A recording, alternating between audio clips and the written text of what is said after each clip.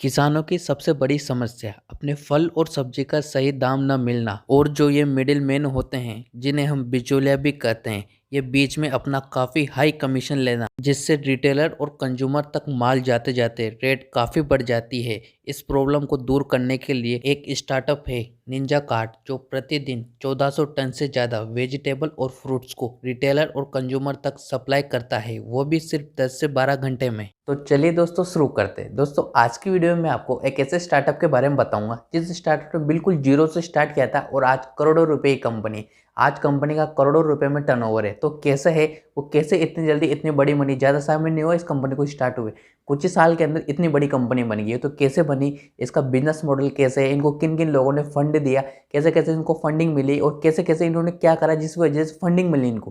क्योंकि देखो आप हर कोई स्टार्टअप को फंडिंग नहीं मिलती, इनको क्यों मिली रीजन समझना, इस वजह से इनको मिली वरना नहीं मिलती इनको फंडिंग भी। इसके साथ साथ मैं आपको कुछ ऐसे तरीके बताऊंगा जिससे आप भी कुछ इस तरीके से सोच सकते हो बिजनेस के लिए और आप भी ऐसे फंडिंग लेके अपना बिजनेस बड़ा कर सकते हो। देखो दोस्तों, इस कंपनी के फाउंडर है थिरक मेहता। उन्होंने इस बिजनेस को स्टार्ट करने के पहले 4 से 5 अलग अलग तरीके के बिजनेस स्टार्ट किए थे। चारों पांचों बिजनेस में वो फेल हो गए थे। उनके बाद में उनको लगा कि भाई यार अपन को कोई अच्छा बिजनेस करना है, कुछ हाई लेवल पे ले जाना है बिजनेस को, कोई बड़ी कंपनी बनाना है अपन को। तो उसके लिए उन्होंने सोचा भाई अपन अकेले अकेले करेंगे तो इसमें इतनी ग्रोथ अपॉर्चुनिटी नहीं है। तो फिर उन्होंने सोचा भाई 4 से 5 दोस्त ढूंढते अपने, उनके साथ अपन बिजनेस बनाकर फिर सोचेंगे फिर कौन सा बिजनेस करें। तो उन्होंने अपने दोस्तों को बुलाया, 4 से 5 दोस्तों को। उनके बाद उन्होंने सोचा भाई कौन सा आइडिया पे काम करें। तो उनको सबसे पहला आइडिया लगे अपन क्या करेंगे, होलसेलर होते हैं उनसे माल लेंगे और उस माल को रिटेलर को देंगे। अपन होलसेलर से थोक के भाव में लेंगे क्योंकि अपन बहुत ज़्यादा माल लेंगे, बहुत सारे माल लेंगे। तो इनको थोक के भाव में माल मिलेगा, उस माल को ये रिटेलर को देंगे थोड़े सस्ते में, मार्केट से सस्ता माल देंगे। इस वजह से इनका माल भी बिक रहा था और ऐसे ऐसे माल भी बेच रहे थे। तो इससे क्या होगा कि इनको माल बिकने लगे, होलसेलर से लेते इधर बेचते, लेकिन इतना ज़्यादा प्रॉफिट नहीं होता था इनका क्योंकि ये रिटेलर को भी सस्ता देते थे।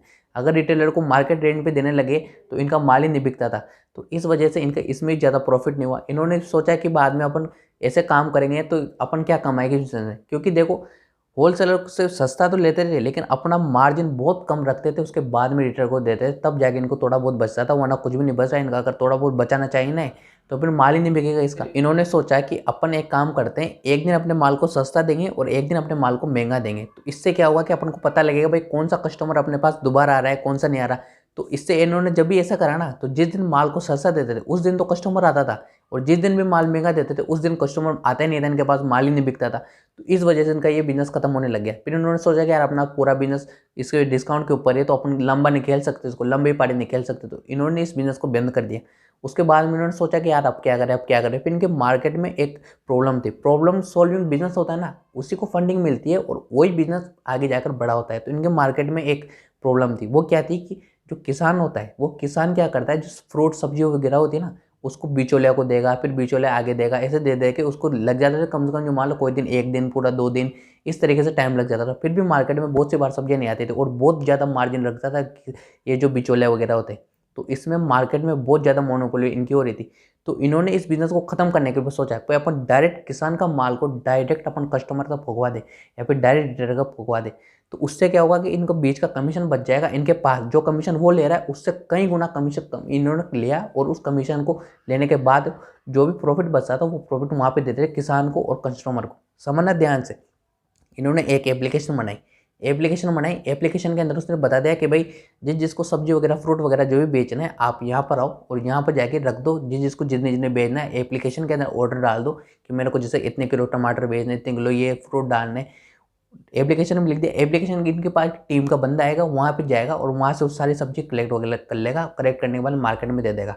अब इनका देखो कितना अच्छा प्रॉफिट बच गया, मार्केट से किसान को अच्छा प्रॉफिट दिया इन्होंने। कभी यूँ नहीं सोचा भाई अपन मार्केट में जो पैसा बच रहा है जो अपन ले, नहीं, मार्केट में जो प्रॉफिट है वो अच्छा खासा प्रॉफिट इन्होंने किसान को दिया, और जो भी थोड़ा बहुत बचता है वो कस्टमर को दिया। कस्टमर को भी सस्ती सब्जी मिल गई, किसान को भी अच्छा खासा मार्जिन मिल गया, थोड़ा बहुत मार्जिन उन्होंने कमा लिया। तो वो बीच का बिचौलिया वाला काम था ना, वो पूरा खत्म कर लिया इसने।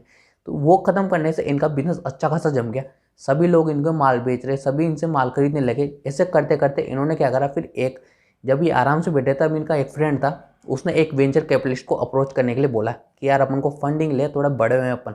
तो उन्होंने जब अप्रोच करा तो अप्रोच करते वक्त ये गए वहाँ पर, उन्होंने बुलाया इनको कि भाई आप आओ हमारे घर पे। और फिर सारे पांचों पार्टनर गए। पांचों पार्टनर जाने के बाद में उन्होंने बोला कि आप बताओ आपका बिजनेस मॉडल क्या है। तो इन्होंने कुछ भी नहीं लेके गए, तो मोबाइल लेके गए थे, इनका मोबाइल का एप्लीकेशन। इन्होंने सब बता दिया, भाई मेरे ऐसे ऑर्डर करते हैं, यहाँ से माल आता है, यहाँ सप्लाई करते हैं। उसको इतना अच्छा लगा इनका बिजनेस मॉडल, तो उन्होंने बोला $3 मिलियन की इनकी कंपनी में डालने के लिए। $3 मिलियन यानी 21 से 25 करोड़ रुपए होते हैं। इतने रुपए इनकी कंपनी में डालने के लिए बोले, और इन्होंने डाल भी लिए। डाल दिए उन्होंने पैसे। डालने के बाद इनका बिजनेस लगातार ग्रोथ कर रहा है। अभी इनका 4 करोड़ रुपए का रेवेन्यू है। फिर देखते देखते इनको और भी ज़्यादा फंडिंग मिलने लगी। फ्लिपकार्ट, वॉलमार्ट, टाइगर ग्लोबल, इन सब ने फंडिंग किया है। फिर इससे कंपनी अरबों खरबों रुपए की कंपनी पहुंच गई। तो इतनी बड़ी कंपनी होगी, इसकी ये केस स्टडी है। इससे आपको ये समझ में आता है कि जो प्रॉब्लम सॉल्विंग प्रोडक्ट होता है उसी को फंडिंग मिलती है और वही कंपनी आगे बढ़ती है। अभी अगर ये पुराने मॉडल पे चलते हैं कि भाई सस्ता खरीदा और फिर सस्ता बेचता, तो इतनी बड़ी कंपनी नहीं बनती। और अगर ये फंडिंग के लिए ये खुद भी जाते ना, तो भी नहीं मिलती इनको फंडिंग, क्योंकि उससे क्या है, उससे सस्ता है तो बेच रहे, सस्ता तो कोई भी बेच देगा। लेकिन ये वाला बिजनेस मॉडल है ना, इससे प्रॉब्लम सॉल्व हो रही है और इससे इनकी कंपनी की वैल्यूएशन भी बढ़ी। अगर इनके पास 5-10% भी स्टेक होगा, अगर कंपनी की वैल्यू 10,000 करोड़ है, इनके पास 5-10% भी स्टेक होगा, फिर एक जना भी निकलना चाहेगा तो कितने अरबों खरबों लेके निकला हो, तो कितना अच्छा कमाया उन्होंने। ये होता है प्रॉब्लम सॉल्विंग बिजनेस का मॉडल।